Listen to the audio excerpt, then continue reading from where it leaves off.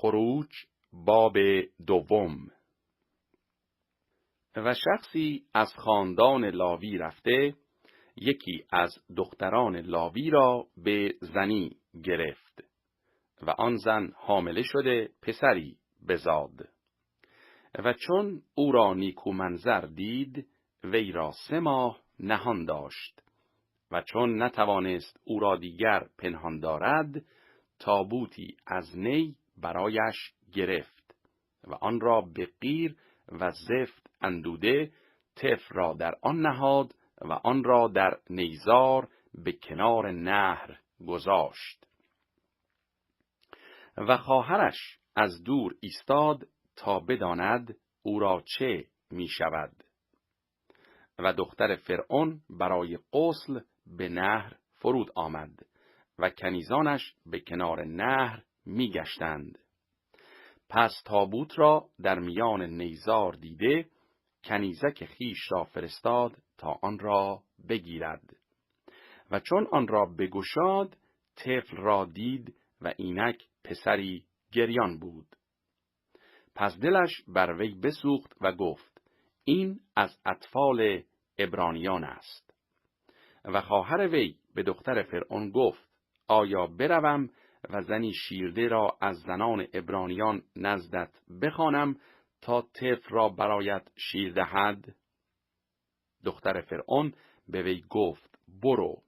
پس آن دختر رفته مادر طفل را بخواند. و دختر فرعون گفت این طفل را ببر و او را برای من شیر بده و مزد تو را خواهم داد. پس آن زن طفل را برداشته بدو شیر میداد. و چون طفل نمو کرد وی را نزد دختر فرعون برد و او را پسر شد.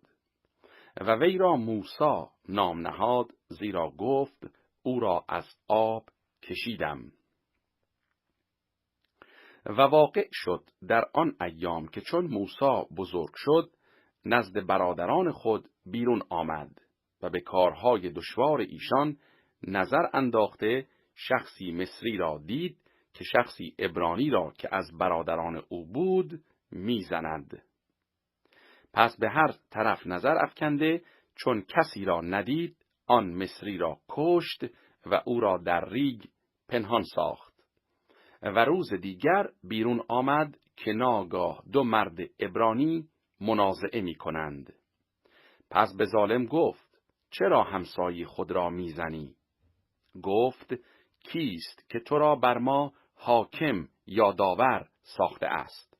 مگر تو میخواهی مرا بکشی چنان که آن مصری را کشتی؟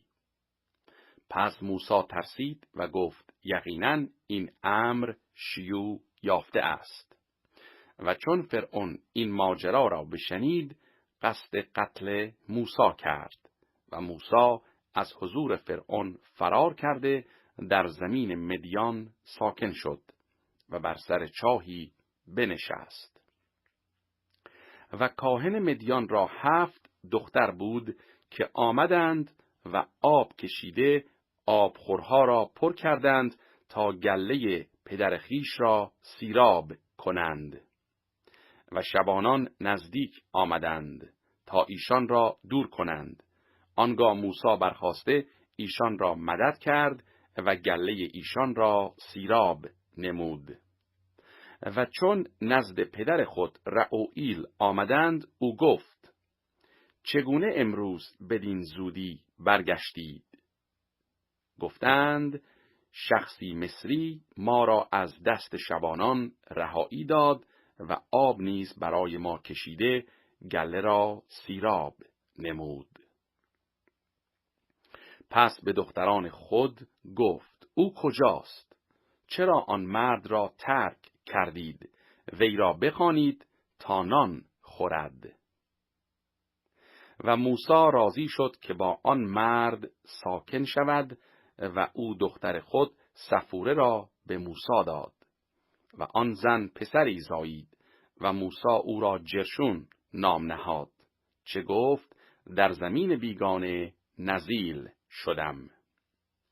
و واقع شد بعد از ایام بسیار که پادشاه مصر بمرد و بنی اسرائیل به سبب بندگی آه کشیده استغاثه کردند و ناله ایشان به سبب بندگی نزد خدا برآمد و خدا ناله ایشان را شنید و خدا عهد خود را با ابراهیم و اسحاق و یعقوب به یاد آورد و خدا بر بنی اسرائیل نظر کرد و خدا دانست.